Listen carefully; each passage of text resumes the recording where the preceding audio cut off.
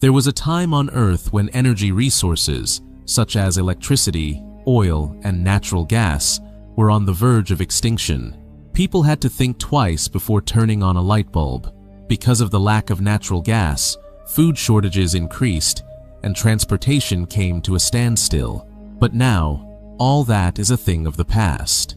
Today, the world is free from such problems, and this has been made possible thanks to helium-3, discovered by Lunar Industries. This company uses helium-3 to produce safe fusion energy that meets 70% of Earth's energy consumption. Helium-3 is found in the sun and carried by the solar wind. When the solar wind comes from the sun, it spreads through space, and when it reaches the lunar surface, the lunar soil absorbs the helium in that solar wind. This has been happening for billions of years, creating a large buildup of helium in the lunar soil. Lunar Industries extracted this helium from the lunar surface. To do this, they built a mining base in a remote part of the moon, where the soil had the highest concentration of helium. Lunar Industries harvesters extracted helium from the lunar soil day and night, then shipped it to Earth. This mining base was fully automated, so only one engineer was needed to manage it. Lunar Industries signed 3-year contracts with each engineer. When a contract ended, they would bring the engineer back to Earth and send a new one to the moon. At that time, engineer Sam Bell was managing the base. The harvesters extracted helium from the lunar soil and stored it in containers. Sam's work began from there. Sam would take the rover to the harvesters, collect the extracted helium-3 containers, and launch them toward Earth using a launcher spacecraft. If any of the harvesters malfunctioned, Sam repaired them. To help Sam, the base had an AI robot named Gertie, programmed to assist engineers. However, Gertie wasn't designed like a human, so he couldn't leave the base. Instead, he was attached to the ceiling and moved around using tracks on the roof. Spending 3 years alone in that empty and lifeless place was extremely difficult. On top of that, Gertie had told Sam that their communication satellite had failed, so they couldn't make live calls. There was no direct communication possible between the moon and Earth. They could only send and receive video messages. To cope with his loneliness, Sam often talked with Gertie. He had also grown some plants there. He cared for them like a father, and when he had nothing else to do, he spent time making wooden models. When Sam first left for the moon, his wife Tess was pregnant. Sometime later, Tess gave birth to a girl, and they named her Eve. Sam's daughter was now 3 years old, but Sam had only seen her through video recordings. Now, Sam's 3-year contract with the company was about to end. He was excited to return to Earth and finally meet Tess and Eve. One day, Sam was watching TV while working on his wooden models. After a while, he turned off the TV and went to make coffee. As he went to get hot water, he started filling it into a cup, when suddenly he saw a girl sitting on a chair in front of him. Not knowing who she was, Sam froze in shock. In that moment, his hand moved into the hot water, making him jump in pain. The next second, when he looked back at the chair, the girl had disappeared. This was definitely strange, but Sam thought it was just his imagination. He didn't overthink it. Sam bandaged his hand with Gertie's help and went to sleep. The next morning, when Sam woke up, he saw that the harvester had loaded another container with helium-3. Sam immediately took his rover and headed toward the harvester to collect the container. The massive harvester continued extracting helium-3 from the soil, blowing rocks and dust behind it. Sam's rover was just about to reach the harvester, when suddenly, through the dust, he saw the face of the same girl he had seen sitting on the chair the previous night. Sam, stunned and confused, simply stared at her. In that moment, Sam's rover crashed directly into the wheel of the harvester, severely injuring him, and the harvester also stopped. Sam's rover was completely destroyed in the accident, causing the oxygen inside it to start leaking rapidly. Seeing this, Sam immediately put on his spacesuit helmet, and the next moment, he fell unconscious. A short while later, when Sam woke up, he found himself lying on a stretcher, with Gertie attending to him. Sam asked Gertie, "Where am I?" Gertie replied, You're in the base's medical room right now. You had an accident, and you were injured. Do you remember anything about it?" Sam tried hard to think, but strangely, he couldn't remember anything about the accident. However, he did remember Gertie. Gertie told him, "Your brain was slightly injured during the accident, so you don't remember some things.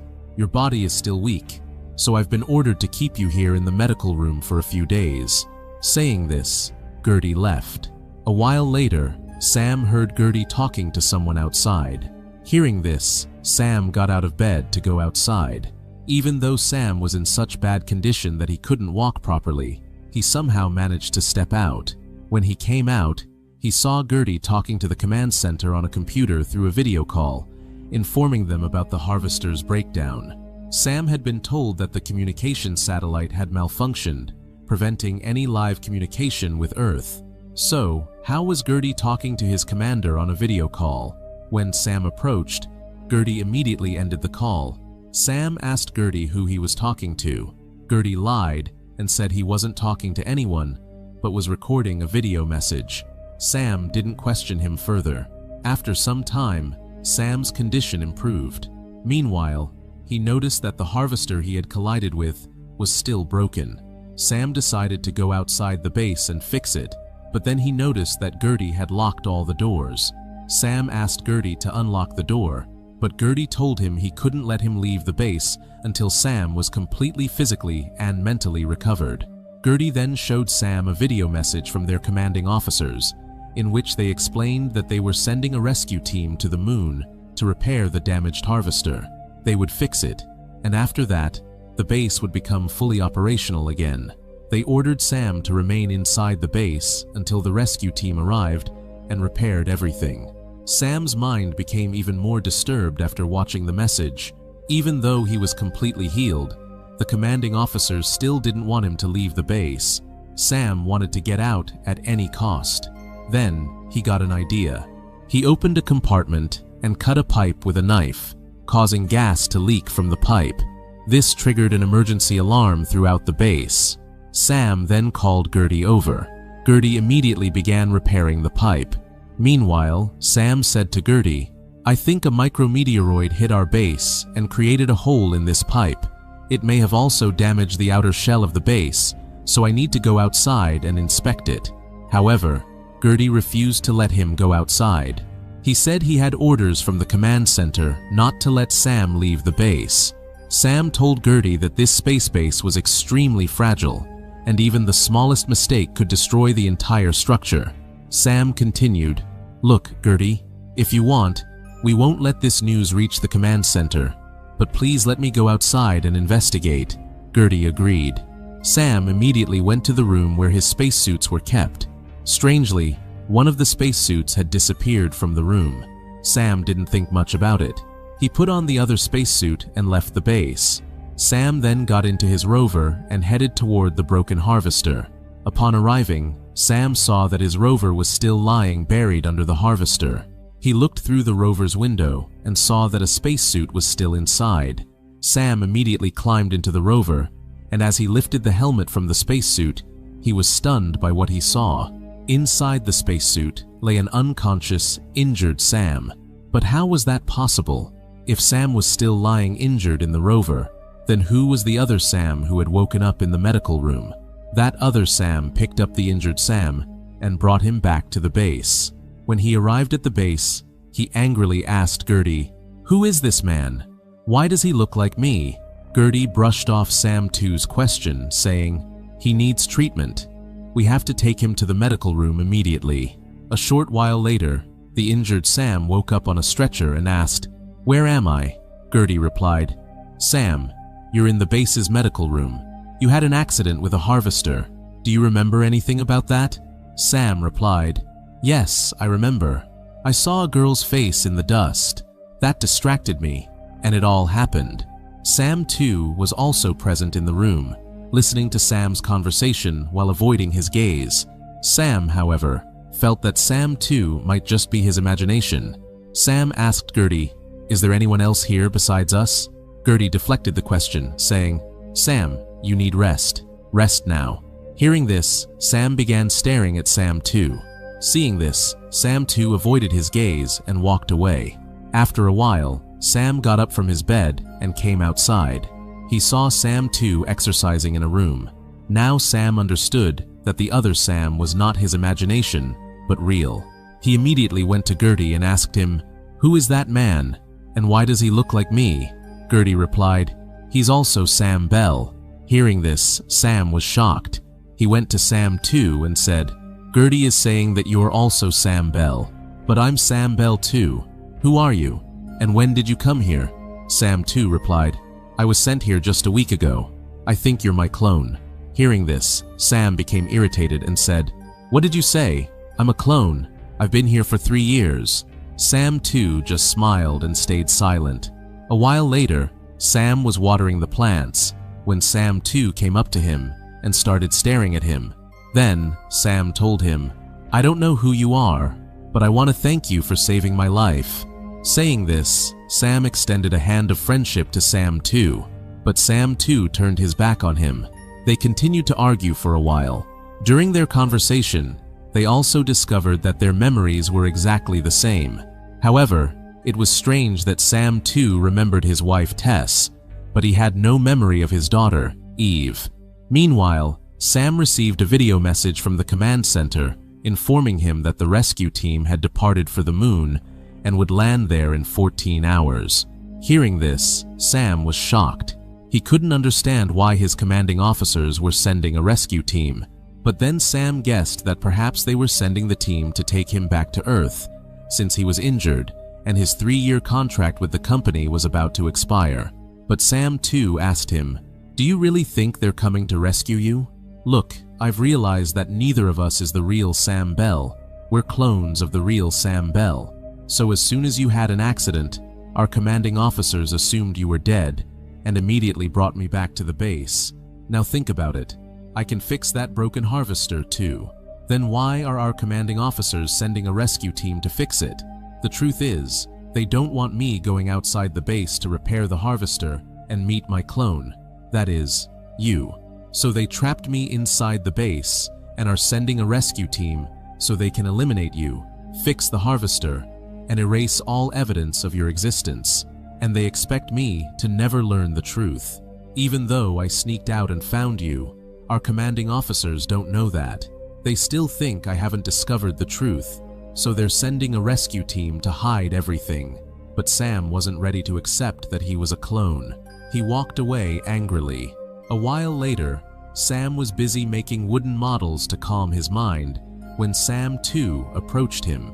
He asked, "Did you notice how quickly I ended up in the base's medical room after your accident? It's impossible for the company to send me from Earth to the moon that fast. So I think I was already here, and if I was here, there must be more clones here. There must be a secret room where all the clones are stored." Sam laughed and said, "I've been here for 3 years, and I know every corner of this base. There's no secret chamber here. And as for clones, why would our commanding officers need clones when they can use humans?" Sam too replied, "Maybe you're forgetting that we work for a company, and for any company, profit and loss matter. Now think about it. If the company invests money every 3 years to send a human from Earth to this faraway place on the moon, it would cost them a lot, and the person's life would also be at risk. So the company created numerous clones like us and hid them somewhere on the moon. If a clone dies for any reason, they simply awaken another clone and put him to work. This way, the company saves a lot of money.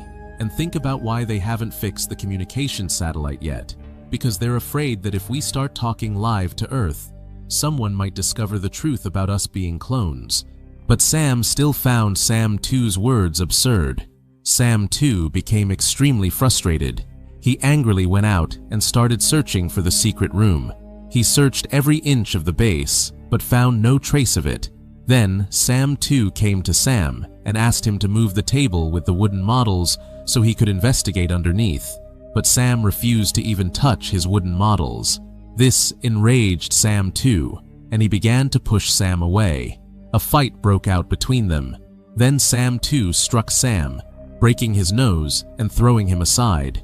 He then knocked over the wooden table and searched the floor for the secret room, but found nothing there. Meanwhile, Sam attacked Sam 2 from behind, but Sam 2 grabbed his neck. Blood spurted from Sam's nose. Seeing this, Sam 2 let go and apologized. Sam walked away angrily. However, Sam was now starting to sense that something was wrong. After a while, when he had calmed down, he went to Gertie and asked, "Gertie, am I really a clone?"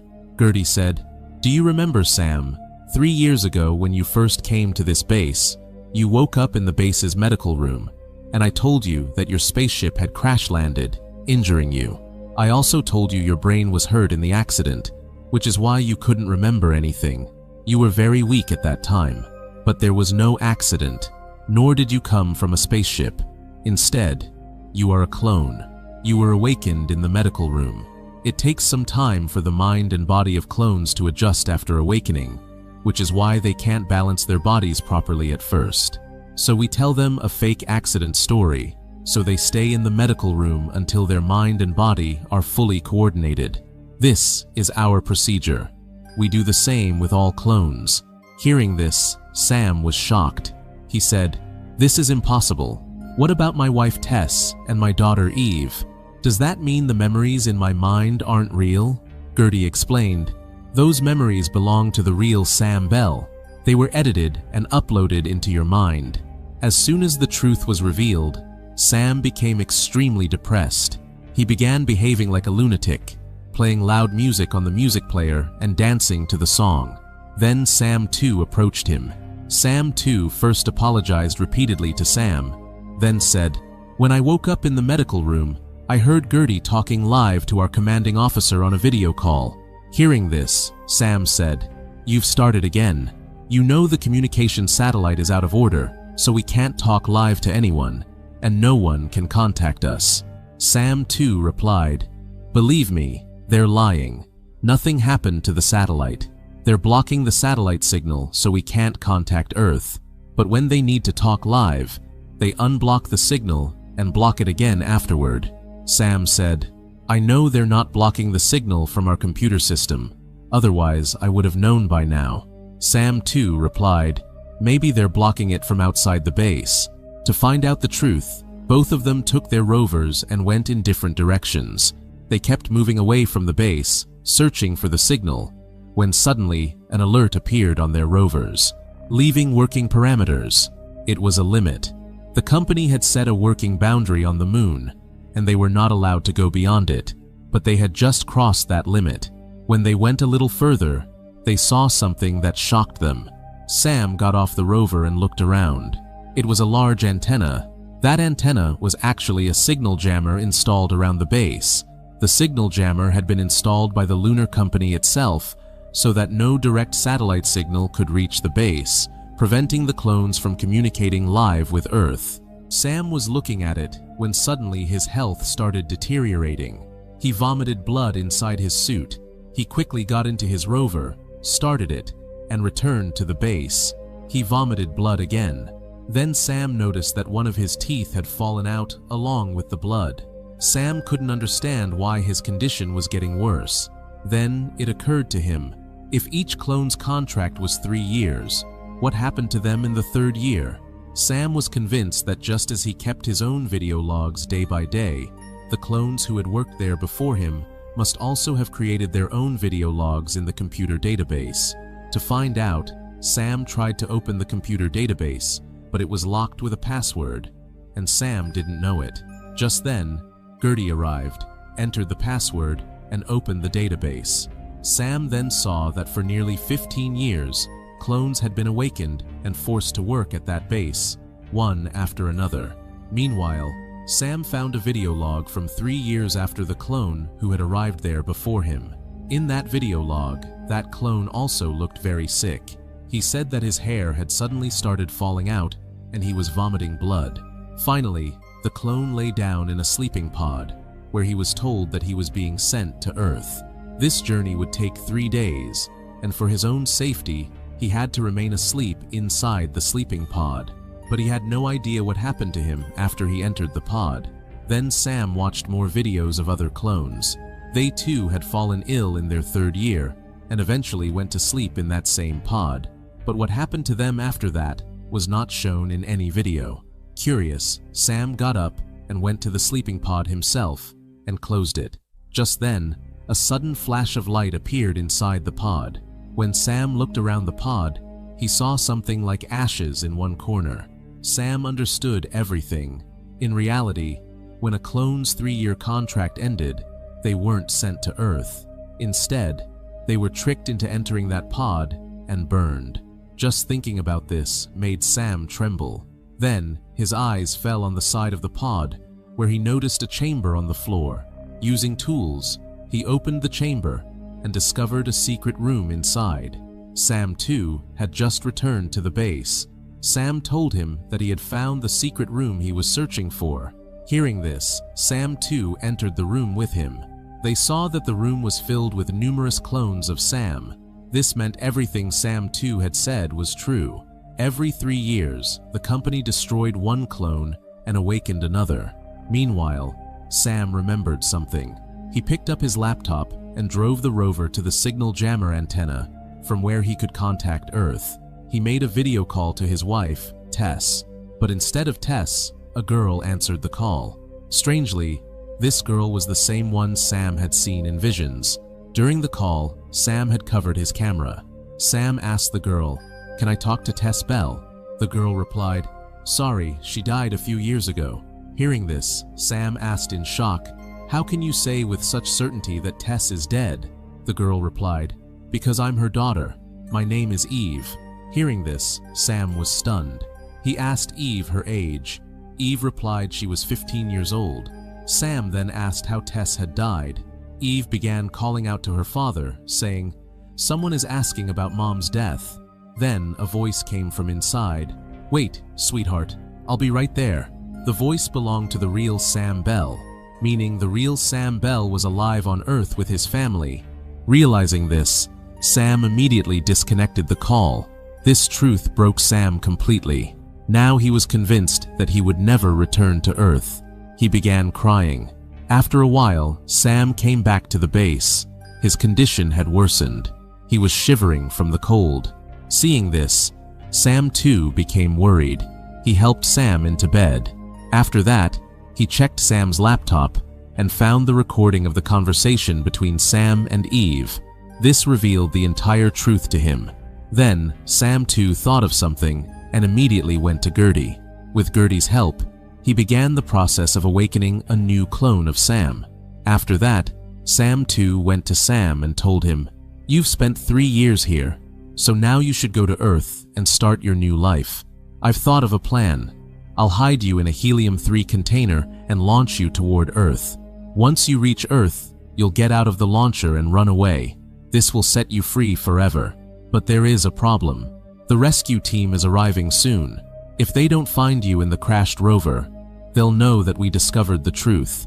They won't just kill me. They'll also track you down and kill you on Earth. That's why I've awakened a new clone.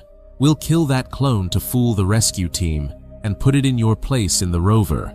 This way, they won't doubt our plan." Although Sam 2's plan was effective, Sam didn't want to kill the clone. On top of that, Sam's condition had worsened. He told Sam 2, "I don't think I'll survive long enough to reach Earth, so I want you to go to Earth in my place, and I'll return to the crashed rover, because we can't kill anyone."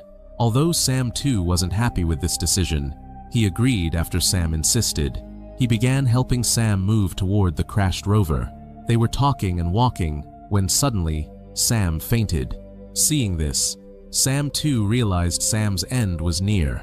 He left Sam inside the rover, said goodbye to him like a true friend, and returned to the base to prepare for his journey to Earth through the launcher. Just then, Gertie arrived and told Sam too that everything that had happened was recorded in his database. If the rescue team checked his data, Gertie would be exposed as soon as Sam too reached Earth, and the company would kill him. So Gertie said, "Sam, I want you to be safe. Before you leave, you must reboot me, so all my data will be erased. I don't want any harm to come to you." Hearing this, Sam respectfully erased Gertie's data. He then boarded the launcher and departed for Earth just moments before the rescue team arrived. By the time the team reached the base, the newly awakened clone had already come to life. The rescue team assumed this new clone was the same one awakened after the Harvester accident, and that he had sent the helium-3 containers to Earth in the launcher. They didn't notice Sam 2 escaping. Meanwhile, Sam, who was inside the damaged rover, was still alive, but breathing his final breaths. He saw Sam 2 heading toward Earth and peacefully accepted his death. In fact, Sam died because every clone had a lifespan of only 3 years, and after 3 years, they became sick and died naturally. A few days later, news began spreading across Earth that a clone of Sam Bell had returned from the moon and accused Lunar Industries of forcing clones to work there and manipulating their emotions. Sam 2 provided the government with all the evidence of Lunar Industries' cruel actions, which caused massive outrage. The company's reputation collapsed, and its stock value crashed. This is where the story ends.